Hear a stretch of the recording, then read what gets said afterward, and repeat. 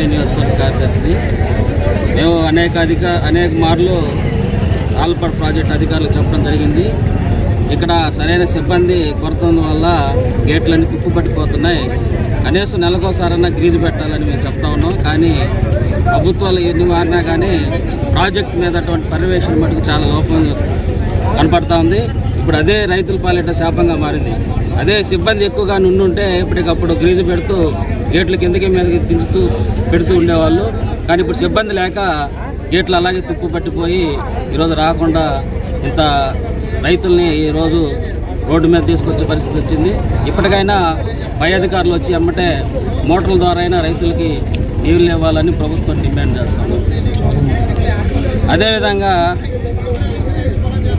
మేము అనేక మార్లు ప్రాజెక్టు అధికారులు చెప్పాము. ఈ చేపల సేవలు కూడా కొంత అమౌంట్ ప్రాజెక్టు నిర్వహణకి ఇస్తే బాగుంటుంది. కానీ చేపల వల్ల కూడా రైతులు చాలా ఇబ్బంది పడుతున్నారు. వాళ్ళు చేపలు పోతాయని మాఫియా వాళ్ళు వడలేసి ఎప్పటికప్పుడు గేట్లు తొక్కుతూ ఉన్నారు. దీన్ని కూడా కొద్దిగా దృష్టిలో ఉంచుకొని ప్రభుత్వం ఇది చర్య తీసుకోవాలి. ఇప్పుడు రైతులు ఆందోళన చేస్తుంది అదే, అధికారులు చేపల వాళ్ళతో కుమ్మక్కయ్యి కావాలని నీళ్లు రాకుండా చేస్తున్నారు అనేది వాళ్ళ ప్రధాన ఆరోపణ. దీనికి మీరేమంటారు? అది వాస్తవమే. చేపల వాళ్ళు ఇక్కడ ఈ ప్రాజెక్టు కింద అనేక గ్రామాలు త్రాగునీరు సాగునీరు ఉన్నాయి. మొన్న శివరాం గారు మేము కూడా వాటర్ని హైదరాబాద్ శాంపిల్ పంపించాం.